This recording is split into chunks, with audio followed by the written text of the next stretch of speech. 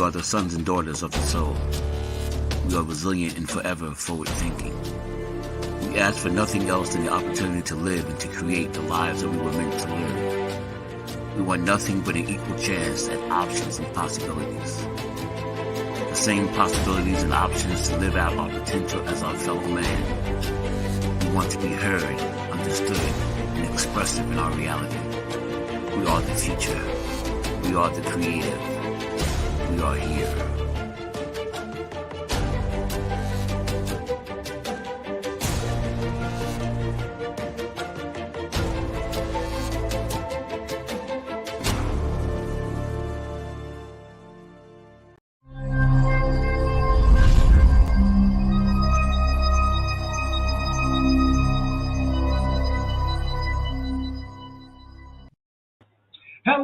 Hello, and welcome once again to another fantastic Tuesday. My name is Tyrone Glover, and I am the host of Leverage Your Score right here in Yonkers, New York. I want to thank you, everybody, for tuning in. This is going to be another great show, so buckle in.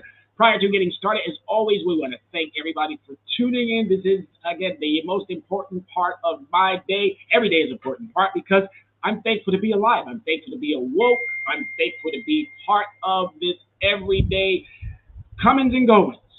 I give Creator the thanks. I give my family the thanks. I give my nephews and nieces, my brothers and sisters, my friends, everyone. Thank you for supporting me and giving me all of that, what I need to make sure that these shows go as successful as they can. I want to thank Soul City Network. I want to thank Tony. I want to thank Dr. Yana B. I want to thank Matt. I want to thank Jasmine, all the creators behind the scenes that you don't get to see. They make it happen for me every single week. Thank you. So much grateful. So grateful for all of what you do. As always, let's go ahead and chime some people in. Grab that wonderful device and bring some people in. If you're here, bring a body in. Bring one body in. That's all I ever ask. One person. If you're here, go right out there and bring one person in. I want to give a shout out also to those who are traveling about. Please be safe. And let's dive into the subject matter. We're going to be talking about something that I believe is going to shake you, break you, and probably remake you. Okay, it's going to shake you, break you, and probably remake you. It's talking about bad debt deductions. Ooh, what is that? Yeah, it's a legal term that is, well, not necessarily legal. It's an IRS term. I guess there's some legalities behind it as well, but it helps you with understanding all of the things that you must know when it comes to your debt. Who holds it? Who's the original creditor? What's a third party? Who are all these people involved in your debt? Because it's kind of weird that we don't know who's involved in our debt. But today, you're going to get a full breakdown of bad debt deduction. All right? So let's go ahead and get this party started. First slide, let's do this. So as bad debt deduction, what is it? How does it work? How does it play for me? Bad debt deduction, the breakdown. Bad debt deduction, topic number 453 is what we're going to be talking about today. And I'm going to give you, as I said, the rundown. I'm going to let you know exactly how this plays out and what you have to do to make sure that everything, again, bad debt deduction is going to play against you if you do not,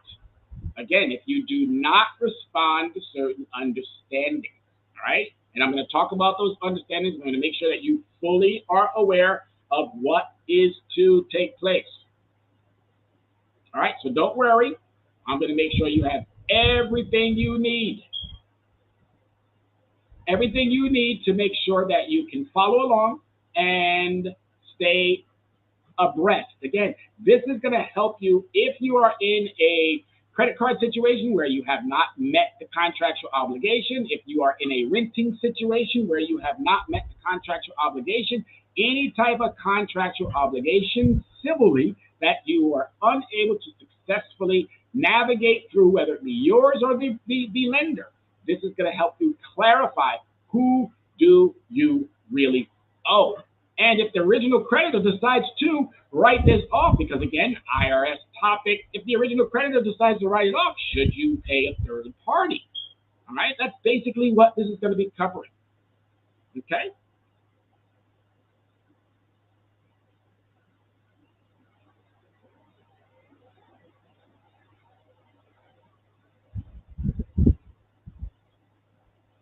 All right, we're gonna move right along, moving it to over. All right, so today's agenda: bad debt deduction is going to cover two areas: business bad debts, because of course you need to know what debts we're talking about. Business bad debt, and we're also equally talking about non-business bad debts. So again, one is for business, one is for a person, and then I'm going to give you some contact details, and then I'm going to tell you about some upcoming events. So I'm going to not go really fast through it, but I'm going to give you some time to digest it properly and also be able to walk yourself through whatever it is. Also, if you have questions, don't hesitate to pop them questions in the in the YouTube area, or don't forget to drop those comments and questions in the comment and questions section.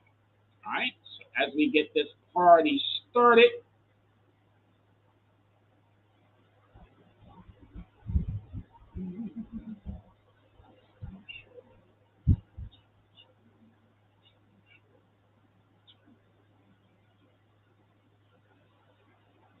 so all right, so before I get started, I want to introduce myself. My name is Tyrone Glover, and I'm probably the only person who truly and sincerely cares about your financial well-being, besides yourself, obviously. I've spent the past 3 decades exploring the theft of personal financial resources and generational wealth. Yes, watching our generational wealth and personal finances just be stolen. Now, some of it, again, we have to take ownership. And we're going to take ownership. 10% of that is your ownership. I'm telling you, that's all you need to carry, because 90% of that has been done with the understanding of someone else. Okay? That hasn't been you. Was it you? Was it you? I'm going to reinforce. You're carrying around baggage that you don't necessarily need to be carrying around. All right? 90% of what you think is your responsibility is no longer your responsibility, because you've been duped, you've been played, you've been taken advantage of. And my findings will alarm you, and they will equally disturb you.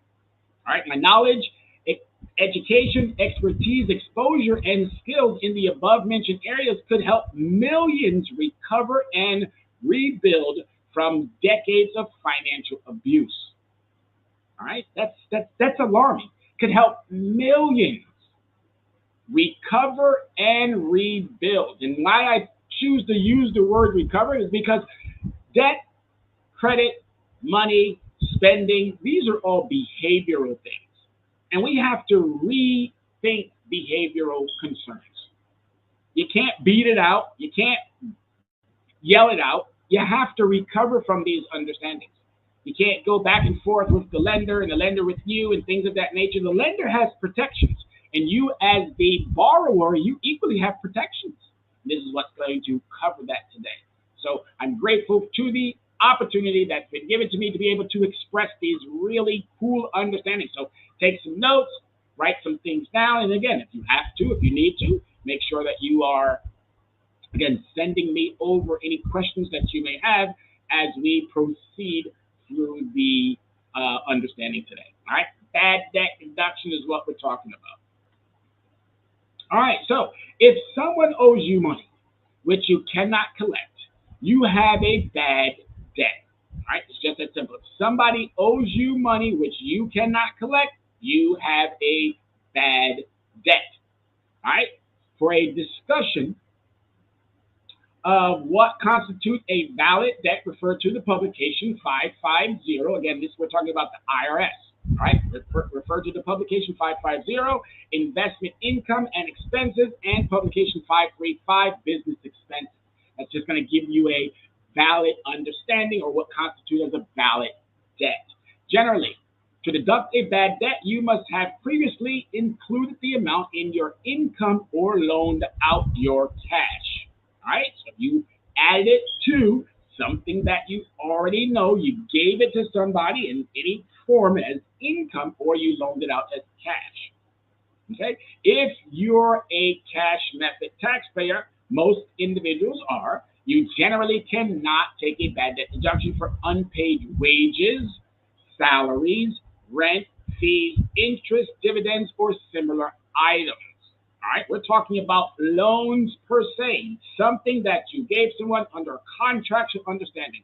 For a bad debt, you must show at the time of transaction you intended to make a loan and not a gift. All right, please make sure that that individual or company, whatever it is, understands this is a loan and not a gift. If you lend money to a relative or friend with the understanding the relative or friend may not repay it, then again, it must be considered as a gift.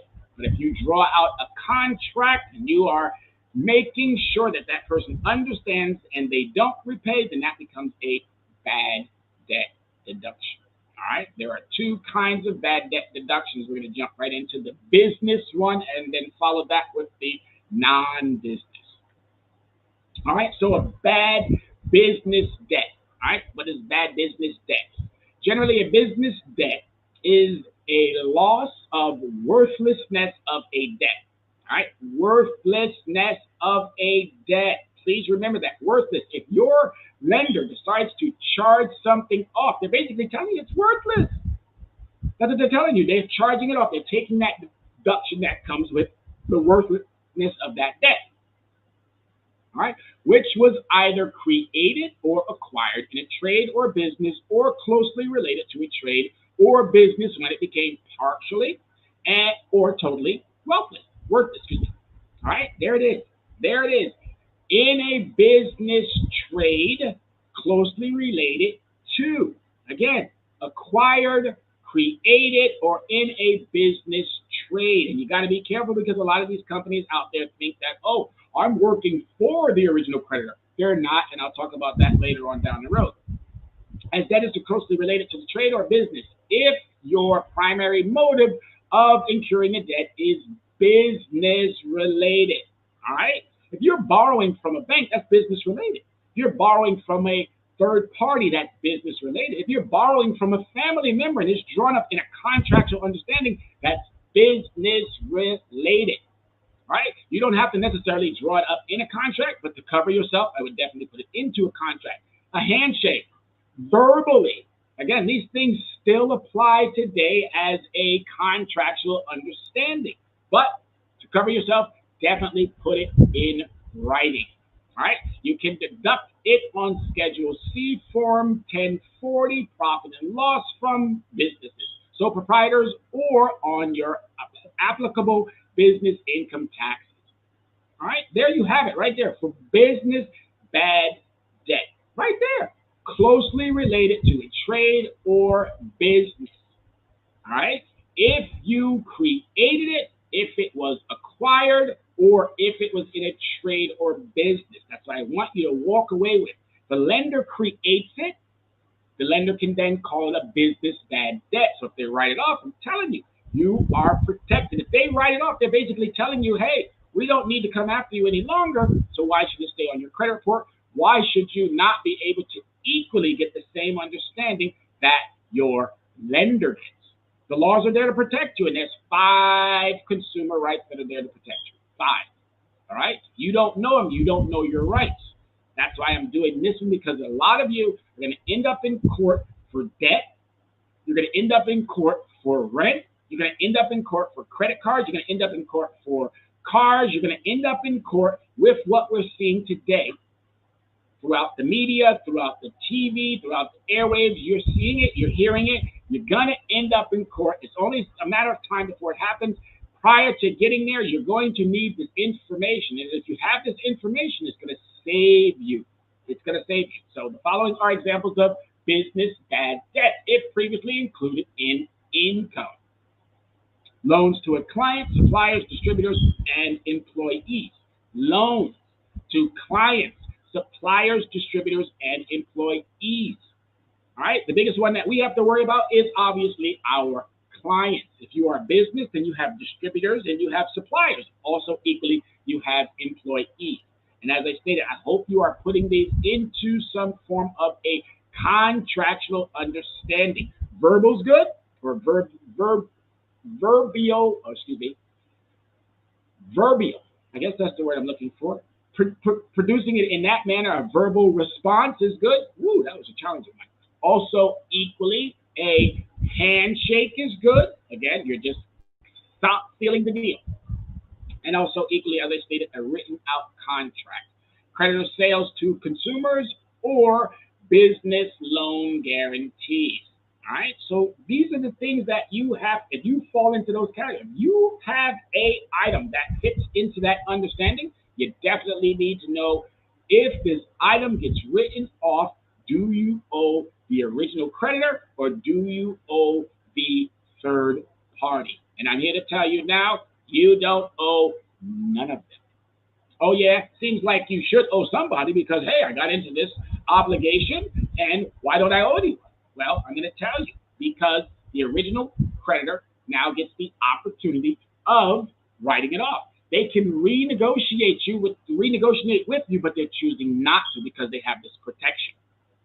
But if they choose to not renegotiate with you and keep it open, and again, go the process, go the length, which they can, but they know that there's some type of protection there. And most lenders, Chase, Wells Fargo, Citi, third party lending opportunities, they know about this. They don't think you know about this.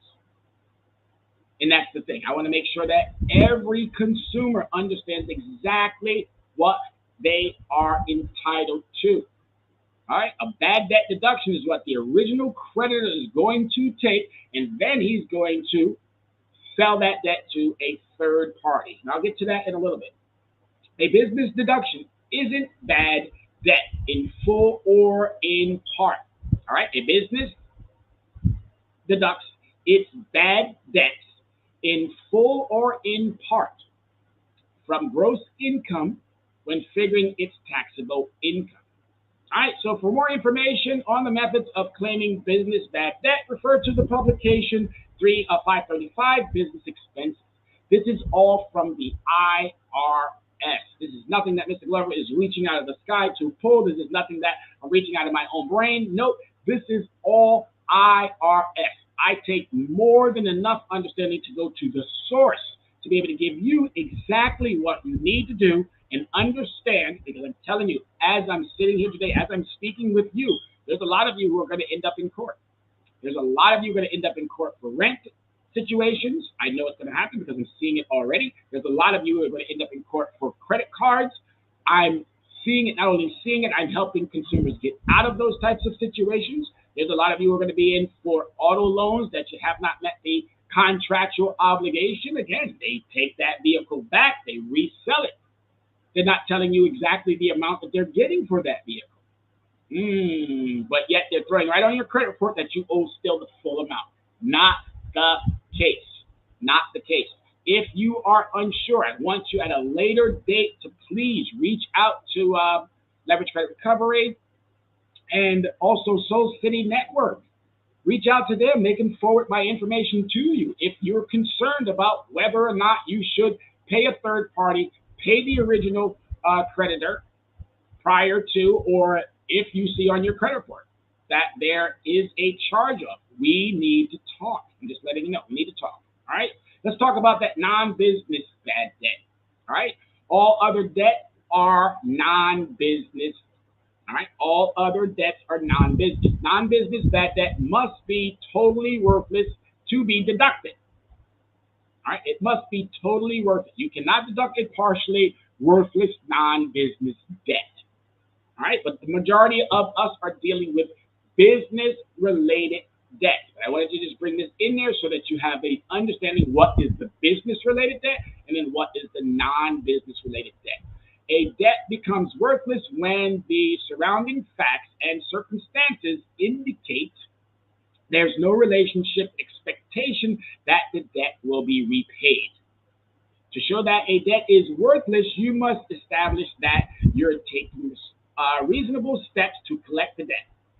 It is not necessary to go to court if you can show that the judgment of the court would be uncollectible. So again, there's things that you can do to non-business debt that you can also write off without having the heavy load of taking someone to court, making sure that every T is crossed and every I is dotted. All right, you may take the deduction only in the year the deduction becomes worthless. You do not have to wait until the debt is due to determine that it is worthless. All right, this is for individuals giving gifts, individuals doing things that they already know. Hey, I'm not going to get that money back. It's not a business understanding, but I need to make sure that I can write this off on my taxes. And this is where that comes in. So reporting non-business bad debt is a short-term capital loss on Form 8949. Sales and other sales and other dispositions of capital asset, Part 1, Line 1. All right, so that's sales and other dispositions of capital assets, Part 1, Line 1. If you are taking a non-business bad debt. All right, you still need some more clarity on that, please get with me. Send me an email, leveragecreditrecovery@gmail.com. Send me a response through Soul City.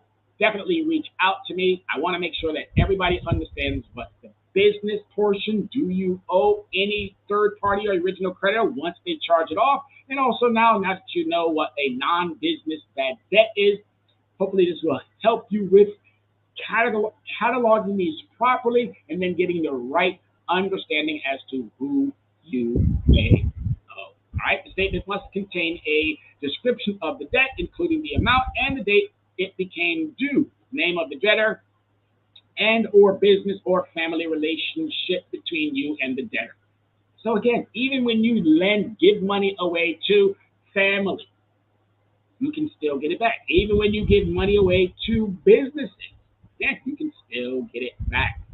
All right, you just got to know how to get it back. But mainly what I want every single person to understand is that bad business debt. Don't get caught with your shirt untucked when it comes to that bad business debt. Do not. Businesses can write that off and they're turning around and they're double dipping. Okay, they're double dipping. Anyone double dipping, that's not cool. It's not cool because eventually we, the consumer, are getting harmed by it. But if we don't do our due diligence, they're just capitalizing. So what is an original creditor?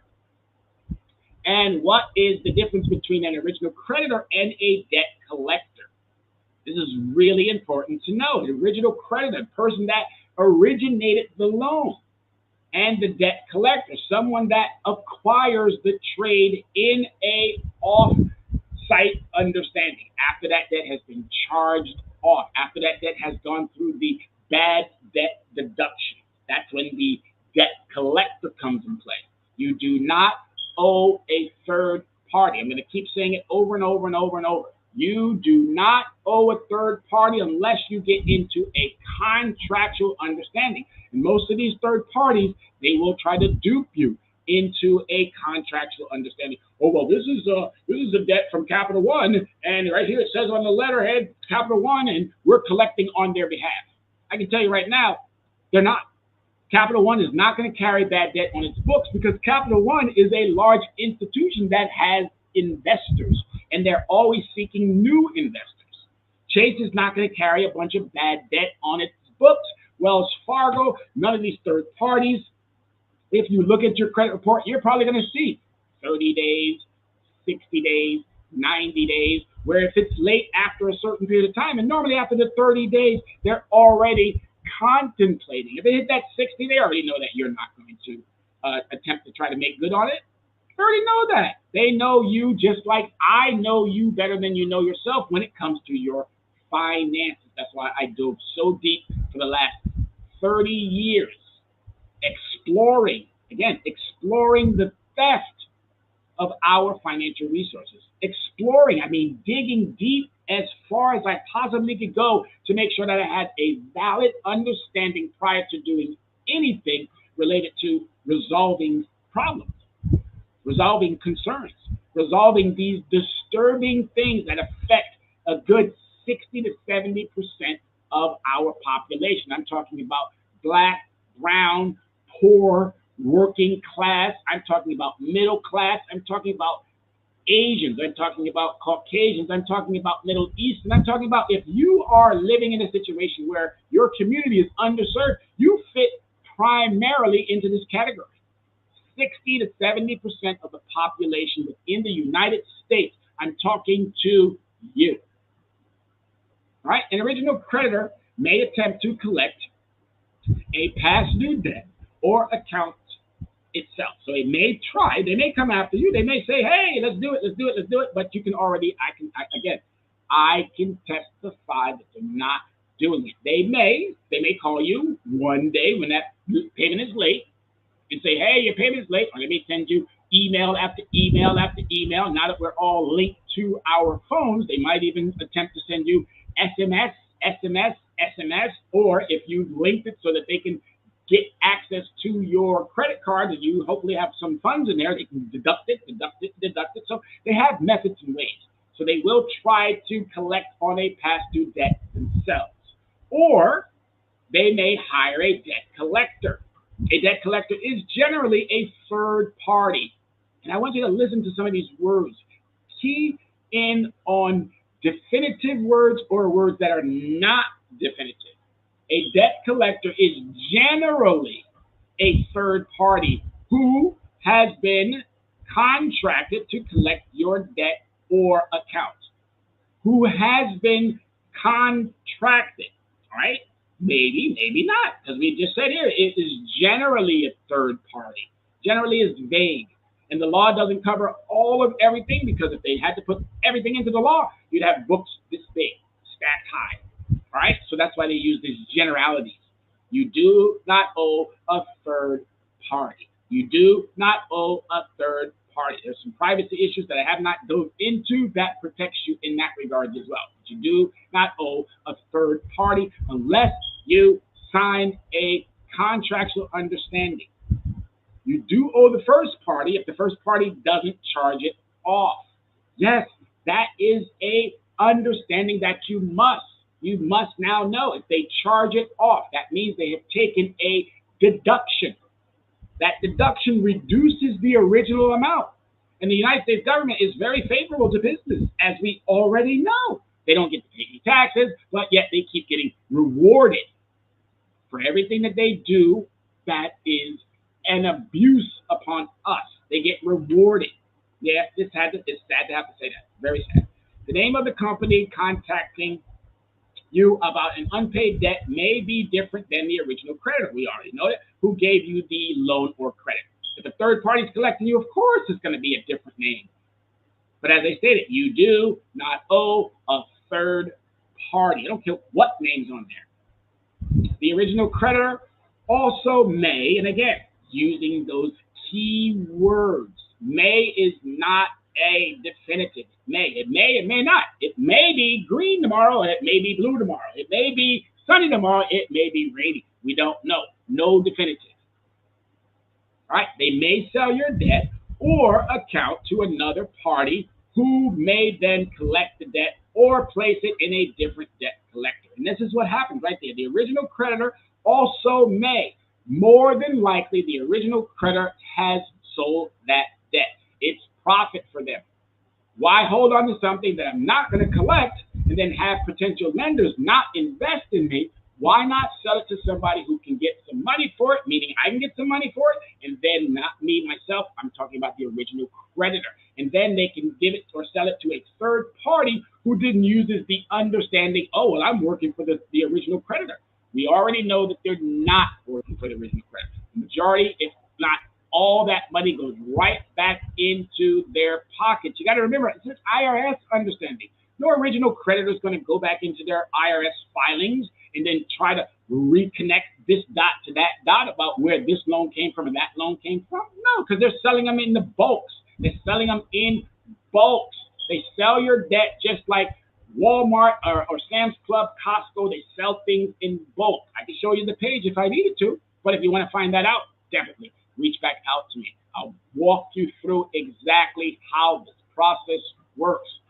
Millions, hundreds of millions of dollars in debt is sold on a regular basis. So again, you do not owe a third party. And if you need me to ever represent you or to speak on your behalf, let me know. Because that's what I do. I love it. I did it today for a client of mine who I had. Then another item came up, and the client reached right back out to me and said, "Hey, I need your assistance with this item." I thought it was dead and gone, he said, but it popped back up. Popped back up. And I'm so good at it that he knew exactly, hey, I'm going to call the person who helped me with the last one. So I'm always very grateful to the past clients and the ones who understand, hey, you know what? If I run into that situation, gotta do what Erica Badu tells everybody. Call Tyrone. All right? You do not owe a third party because that third party has bought your debt, and they will dupe you, trick you. They will do everything that they possibly can to get you to get into a new contractual understanding. Please do not get duped. Okay? Don't get taken advantage of. All right, the original creditor and the original creditor may attempt, again, to collect on a past due debt or account itself. All right, so remember that. They may. It also may hire a debt collector. All right, I'm reading this again because I need you all to understand the importance behind this.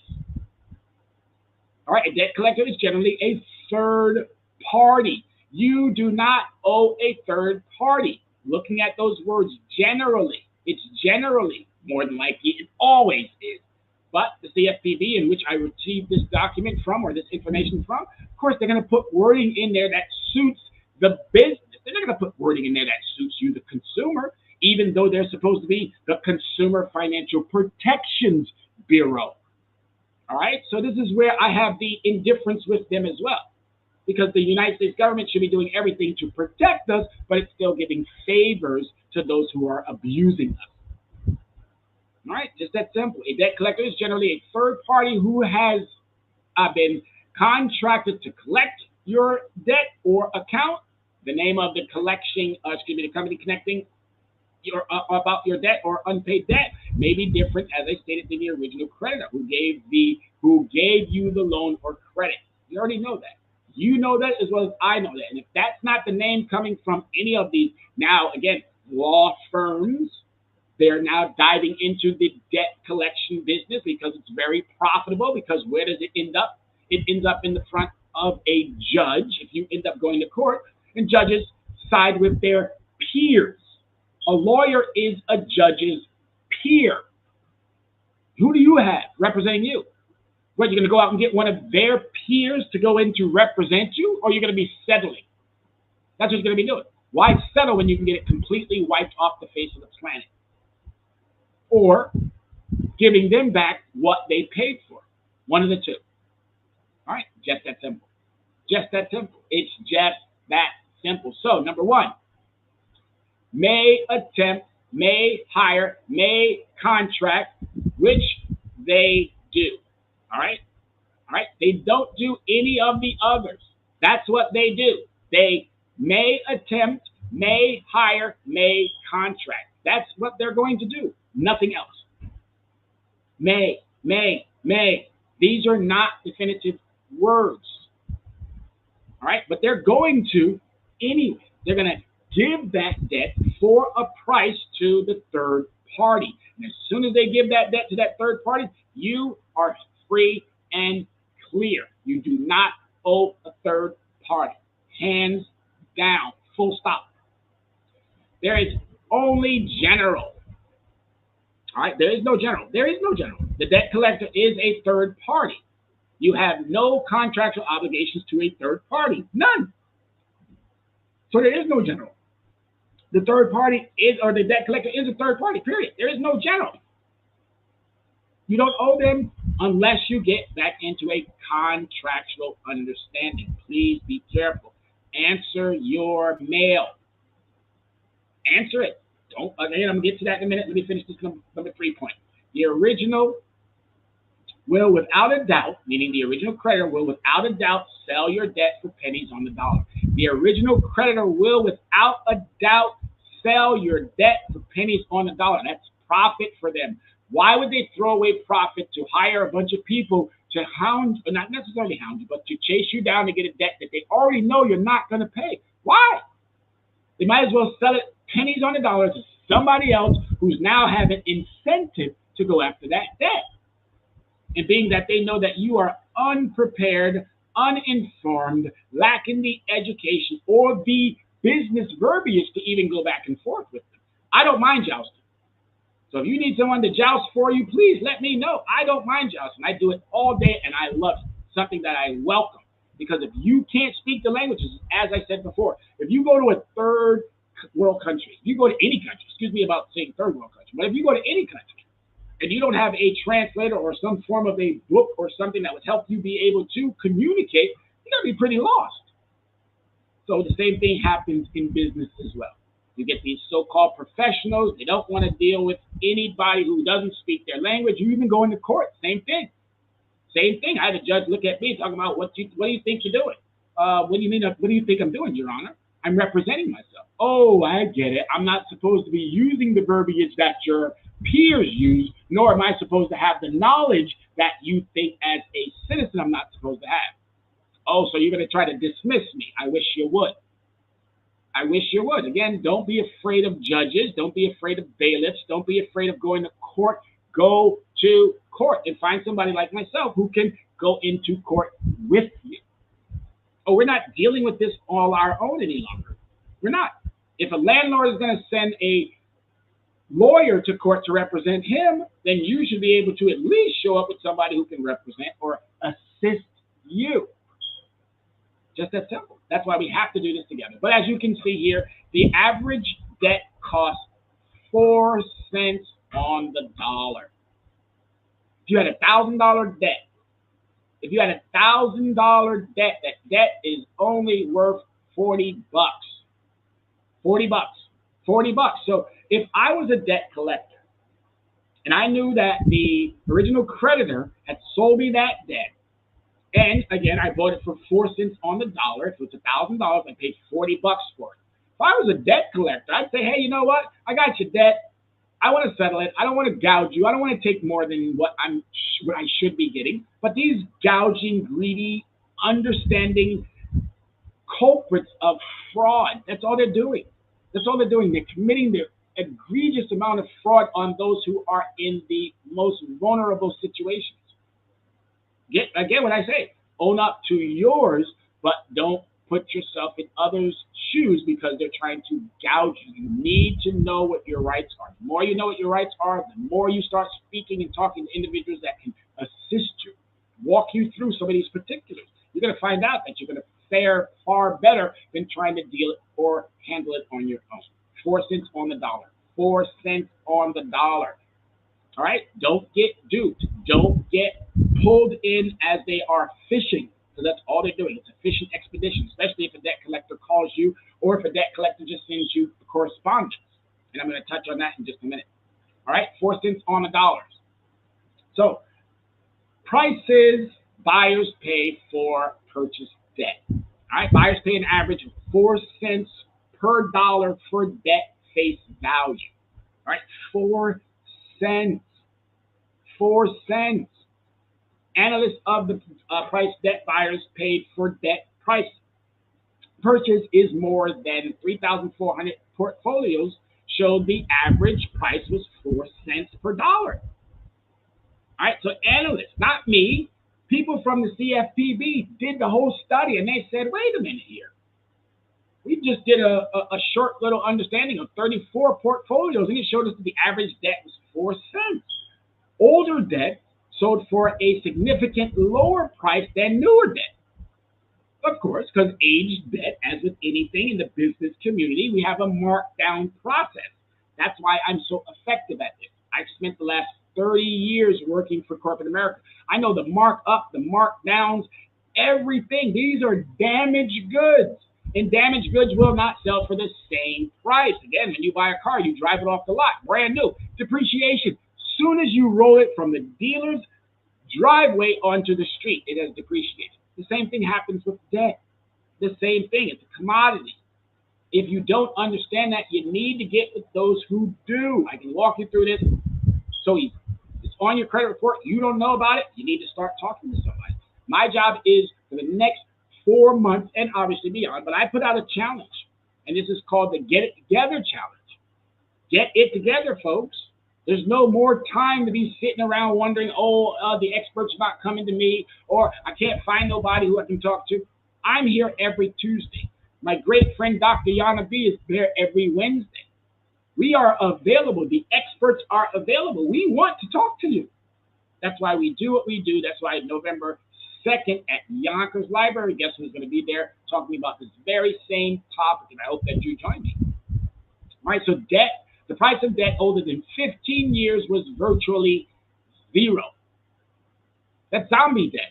15 years, virtually zero zombie debt, but some of you might still be getting hit with the full amount to a third party. Remember that, third party, third party. And if you're ending up in court because you signed a agreement with a third party, again, I can help you out of that.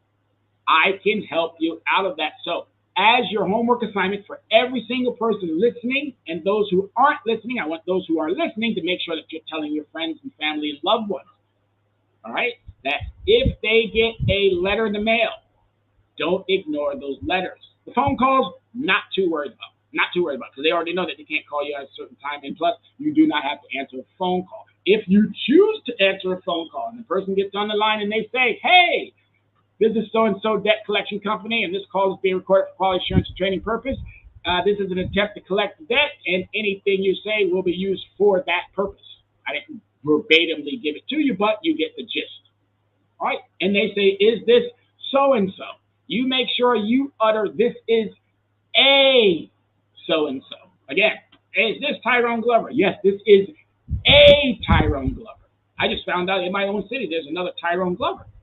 Yes, Tyrone T. Glover. There's a boxer also, not related, and his name is Tyrone Glover.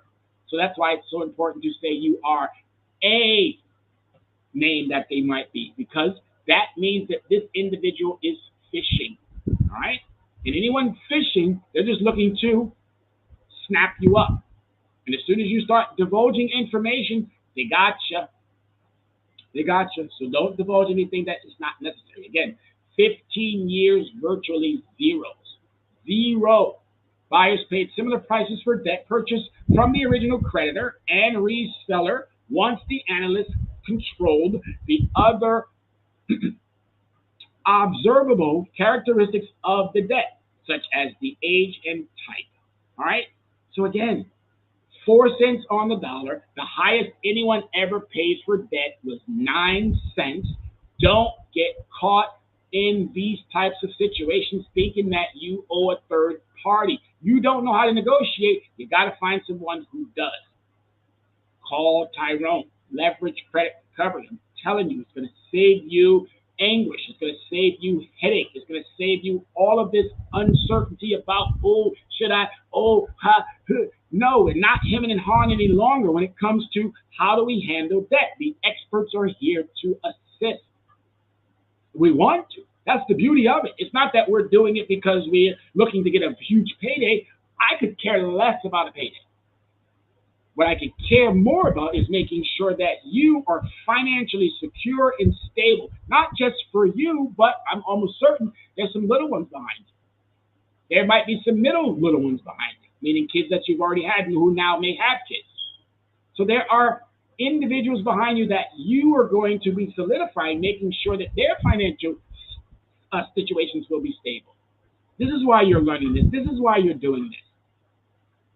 For that reason and for that reason only. It's really, really, really, really, really critically important that you understand how your debt is being processed, how your debt is being handled, how much is that debt once it goes into a third party's hands, what happens with that debt after it's being charged off. These things are important because they're showing up on your credit reports. If you have not received the credit report, go back to my last 2 shows. There is a show there on Soul City Digital. All right, that's where I'm sending everybody, Soul City Digital on YouTube. And look through all of the various videos that they have there, and you'll find a video that shows you exactly how to get your credit report from annualcreditreport.com. Now, Annual Credit Report is giving these out weekly for free. Don't worry about the score. If your data is wrong, guess what's also equally wrong? The score. All right? So why can't they verify? Why is it that these companies can't seem to verify your debt? Well, buyers typically, again, typically, it's not a definitive word. All right, you got to be careful with these understandings. Typically receive the information required for it. They typically receive it, but that means they probably also don't receive it because it is a violation of privacy. It's not that hard to understand that. We have acts that protect our privacy. So that's why they have that typically in there. All right, buyers also typically receive additional information that could make validation notice more useful, but they usually do not provide it to consumers. Oh, I wonder why. Because they want to dupe us, because they want to lie, because they want to cheat, because they want to steal. They want to take public trust that's been entrusted in them and they want to capitalize. That's all they think about. How much money can I get off these so called deadbeats? Remember what I told you? You're only responsible. Your only piece is 10%. You were never taught this in school. You were never taught this in college. You were never taught this in any of the understandings that should have been afforded to you so you could go into life as a well prepared citizen. Well, now that you're 50, 40, 30, now you're getting it. So that's why I'm saying you're only 10% responsible for what you didn't know. And anybody wants to challenge you or me, take it to court. I'm open for any court situation. Because once I explain it in the manner in which I explain it, using the exact same verbiage that a lawyer would use, and the funniest thing about that, I know more about debt than these lawyers. Yes, I know more about debt than these lawyers. It's sad to have to say that. Absolutely. Lawyers are looking for a payday. They don't even know who their clients are. These debt collection companies have no clue. None. Zero. A law firm that decides to take on debt has absolutely zero clue. Why? Because I just talked to one today. Had zero clue. This individual tried to keep moving the goalpost. Told me that I needed to do a power of attorney, specified it exactly to the client's understanding. As I spoke with the client, and the client said, hey, yes, here's what we need to do. I said, let me go ahead and put this into a power of attorney. I've only put one item down there, and that was the item that we're going to be talking about. And lo and behold, oh, we didn't get your power of attorney. Oh, you need to do this, and you need to do that, and you need to do this. I said, hold on there, sir. You must think I'm an idiot. Because in the original conversation that we had, we talked about what you needed. And you told me, all we need is this.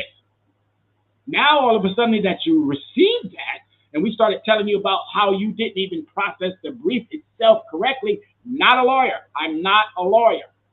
But I've been through so many of these that I can almost verbatim tell you what needs to be on these forms that you're sending to the courts. And a lot of times, because they have such a great relationship with court clerks, they're not even doing half the work.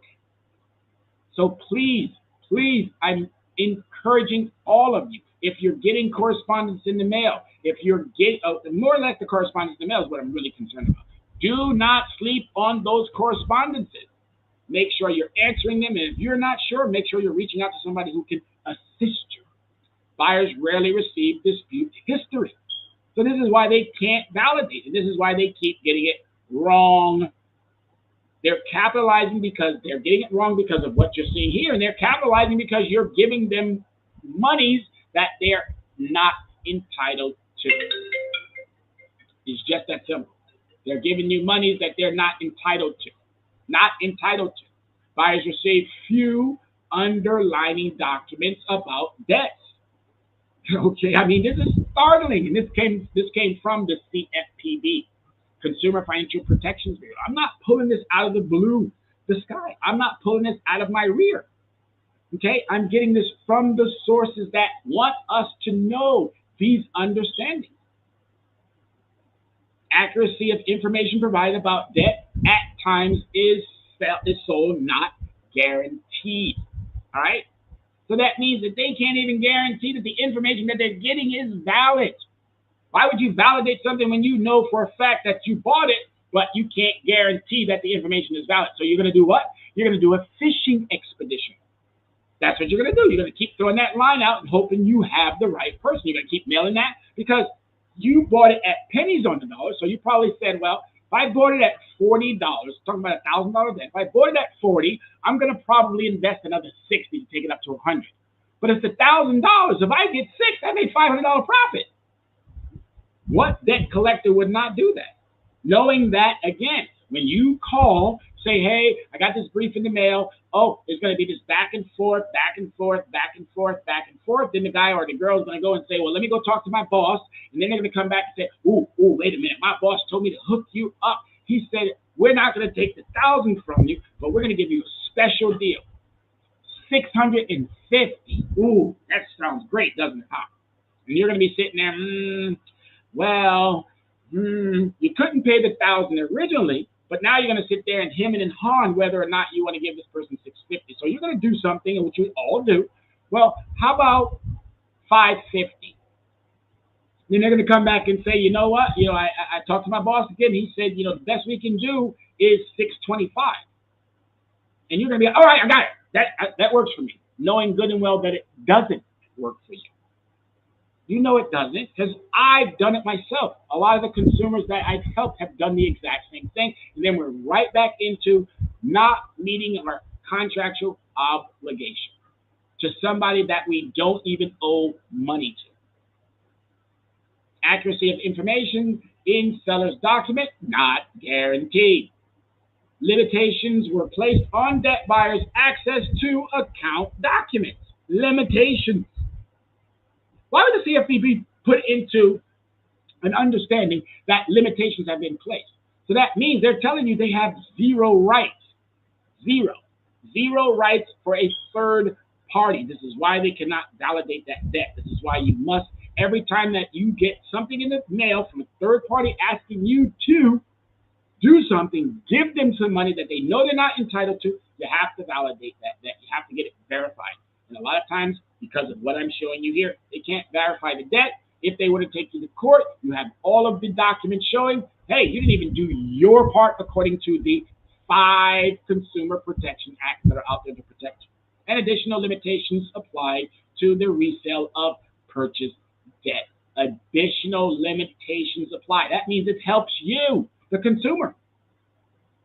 What you don't know is harming you. Let's get into the understanding of taking care of ourselves. That's why I do these types of shows. If you have not received your annual credit report, please do that by the end of this week. Get it. Reach back out. Reach back out to Leverage Credit Recovery. In a minute, I'm going to show you my link tree. But if you can't get it to me, please send it to Soul City Network. They're on Facebook. They're on YouTube. You can go to their YouTube digital channel. You can see my information there on the digital channel. If you can't get it to me for whatever reason, send it to them. They'll make sure I get it. All right, so here's the summary. We're going to wrap this up. The summary. If you do not know your rights, you don't have them. It's just that simple. You don't know your rights, you don't have them. Just as simple. Got to know what is there to protect you. If you don't know that, they're not there to protect you. It's just that simple. Adverse inference. This is where that ties it all in. You get a correspondence in the mail, you don't respond to it. It's going to lead up into the persons or the bodies that sent it to you. They're going to use this term here. Adverse inference is a legal inference adverse to the concerned party drawn from the silence or absence of requested evidence. That goes for you as well. If they don't respond to your correspondence, now you're in the same position. You can use that against them. So if they were to go to court, you can say to the judge, hey, I tried to contact them and these folks didn't even respond. So I want you to dismiss this item. Don't be afraid of the courts, people. I'm telling you, I've been in there so many times. I love it. I love it. It was intimidating at first, yes, no question, because I'm looking at all of these people who are apparently supposed to be smarter than me. They get up there speaking the, oh, hey, judge, and so forth and so on, my friend, and when we're going to have some beers, and when we're going to have the dinner, and whatever. Yeah, they chummying it up. So I'm thinking to myself, okay, there's a little bit something odd here. So let me get smarter, because it seems like these guys are just buddy-buddy, loving each other. But once we got smarter and started speaking that language, then all of a sudden things started to change. So again, adverse inference. If you do not respond or they do not respond, draw from their silence or absence because you're requesting evidence. It is part of evidence code based on common law in various countries. obviously in this country. And according to Law Vibe, the adverse inference can be quite damning. All right, it could be damning at trial. And how do I know that? Because I got to give it to Raskin, Jamie Raskin. Thank you so much, Senator Raskin, because if it were not for him, I would not know about this because of what he provided in the Trump's impeachment. Adverse inference made me dive deeper into that legal aspect and how can I apply it to the very same principles of debt, and it works out tremendously. So mind your mail. Avoid mail because, avoid unopening your mail because it might be a creditor. And the creditor will result in potential garnishment or summary judgment. You do not want that to happen because you decided not to respond to a particular item. Open that mail. You now have my contact information, leveragecreditrecovery@gmail.com. You have my telephone number, 805-428-9424. This is important. Do not sleep on that mail that's coming to your house and you're just terrified to open it. Don't be terrified. I'm giving you now all the fortitude and the strength that you need for anything that's coming in that household that you are unsure about when it's debt related. Let's take care of these things now because when the new year comes about, when they have all of these new resources after this November 8th understanding of our election, which I'm hoping that everybody gets out, please do your due diligence. Your due diligence is not going to jury duty. Okay? Your due diligence is not locking your peers up. Your due diligence is voting. And it should be an understanding that that should be what we should be doing when we get something, a summons. We should get a summons to go to vote, not a summons to go to lock somebody up for jury duty. You can see how backwards we are in this country. So, but don't think my passion and love for this understanding is in any way aggressive or angry. No, I'm the happiest, positive person on the whole planet. You'd be surprised. You would be surprised, but I'm passionately in love with this subject matter. I'm a fanatic. Like people are fanatics about baseball and football and soccer and tennis and rugby and hockey and whatever sport that's out there or whatever it is that they like, rapping and clothing and whatever. I'm a fanatic about financial literacy. The more you know, the more you will prosper. I'm telling you, it's just that easy. All right, so here's some contact details. The website, Leverage Credit Recovery. Our phone number, 805-428-9424. Please, again, if you are unsure, write that number down. Leverage Credit Recovery is our website. And if you do not and have not, we got a link tree. Link tree is so cool. It is so cool. It allows for you to link particular items, events, videos. That's where you can go. If you have not tuned in and you want to share this with some of your friends and family, please send them over to my link tree.